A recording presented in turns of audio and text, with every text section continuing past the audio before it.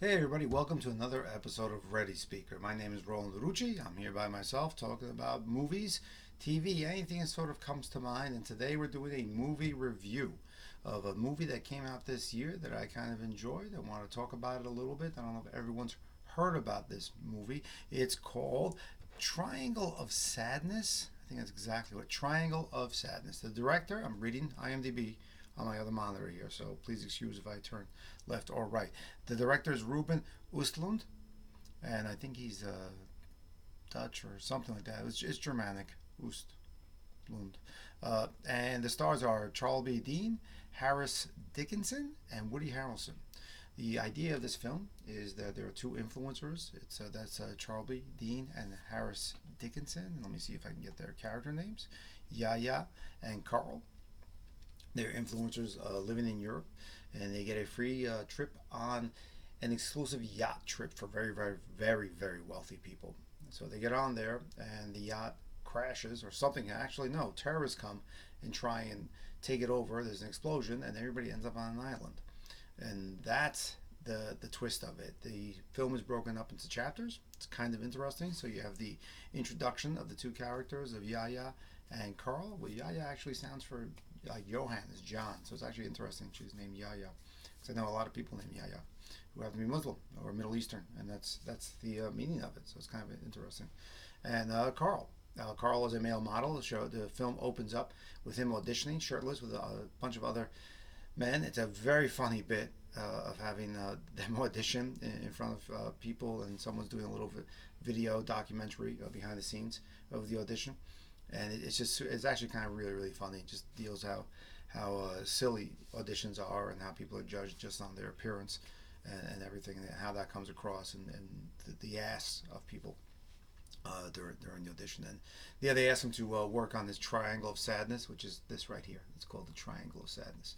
So I guess when you frown, so it's kind of funny. It's kind of funny bit. I enjoyed it. It's in the trailer. If you get a chance, watch the trailer. The film then goes off with them on the yacht. They meet these other interesting characters. Wealthy Russian who made money in manure business.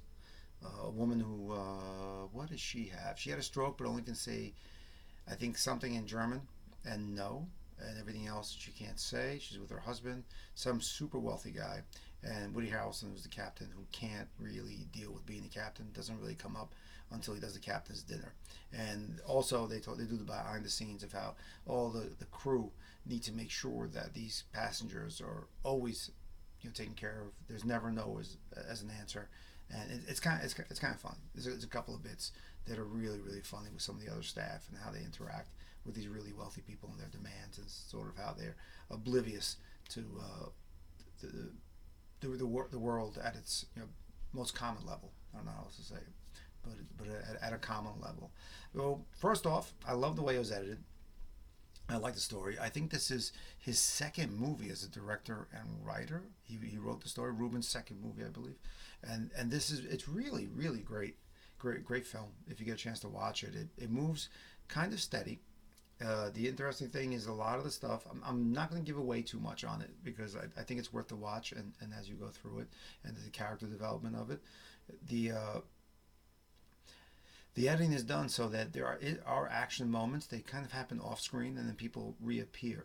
That's after the fact, and that's what to me independent film making is all about. It's a great film where they are dealing with the constraints of a budget. They want to give the effect of great big things happening.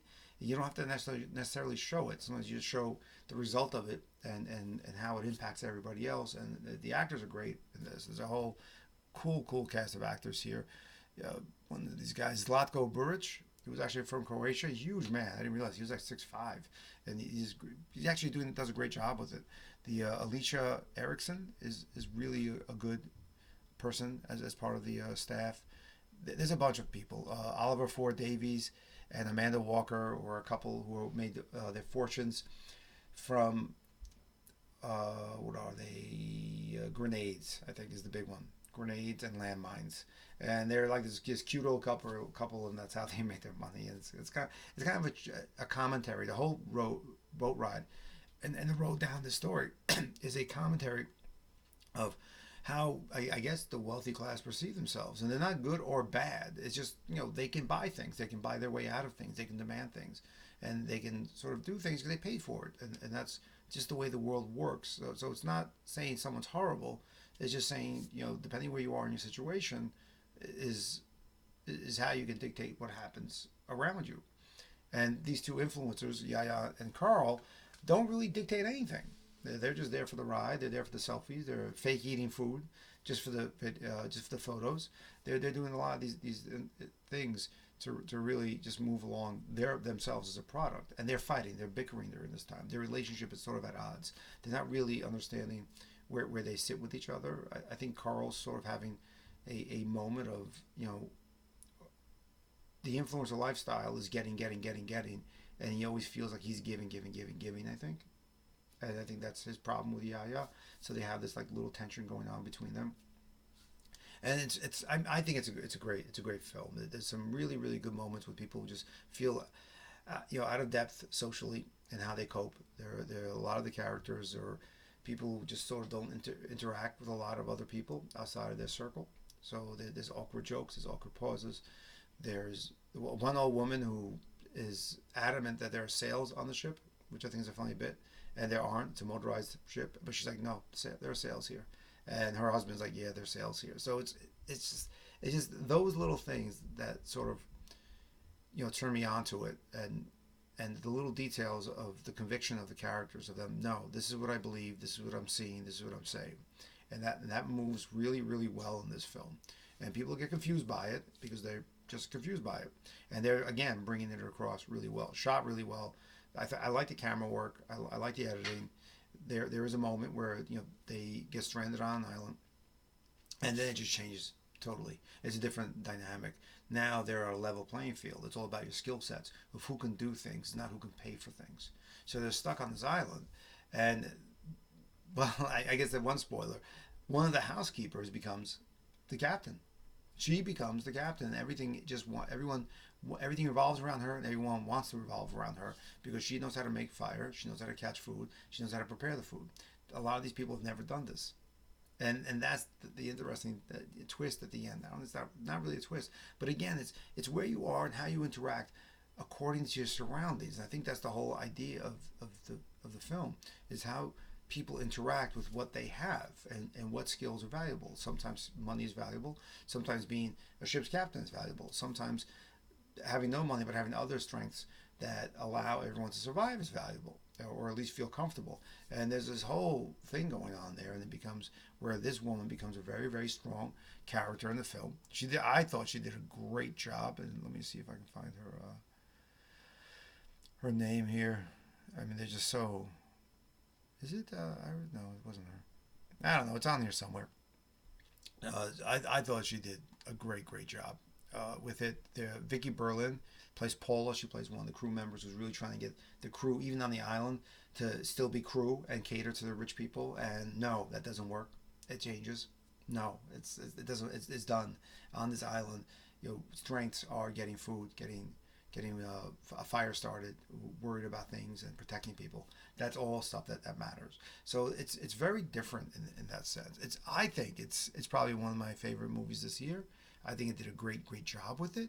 One sad note, the Yaya, Charles B. Dean passed away this year. I think there's a scar on her belly. At least I was reading on the IMDb where she had, I think, a spleen issue, and that caused her to get ill in the past year. So she did pass away. Great job by her, and I'm not just saying it. I think just the energy and the chemistry between all the characters of how they interact, how they get along, is so interesting to me. And I think just shot so well. It's just a really tight film. It's not overdoing things. It's not. I'm watching the trailer right now. It just cracks me up. It just cracks me up. Maybe I'll put a link to the trailer below because it just cracks me up. And some of the shots are really great. I mean, it's just, I think it's just the way they set it up from beginning to end. There's a lot of colors happening, a lot of things happening, a lot of movement where you need it, a lot of, it's just, I think it's just so interesting. The palette is great. The delivery is great. the shots are really beautiful. They're nice and wide, and you get to really get an idea of the people and their emotions and everything. They're really playing it to you know to where they need to. And there's even that funny bit where people start getting seasick. And it's hilarious the way it works. Even the delivery of the dinner is just really funny. This is an opulent dinner, and it's all this crazy food being served, and these people are catered to hand and foot, and it just plays so well with the film, and I guess the message of the film, and what the writer and the director, same person, are bringing across. So I would say watch this. It's out there. Just give it a good watch. I've watched it a couple times. I think it's some of the best film work I've seen in a long time. Definitely from an independent film. I think that's what I would call it. I call it an independent film.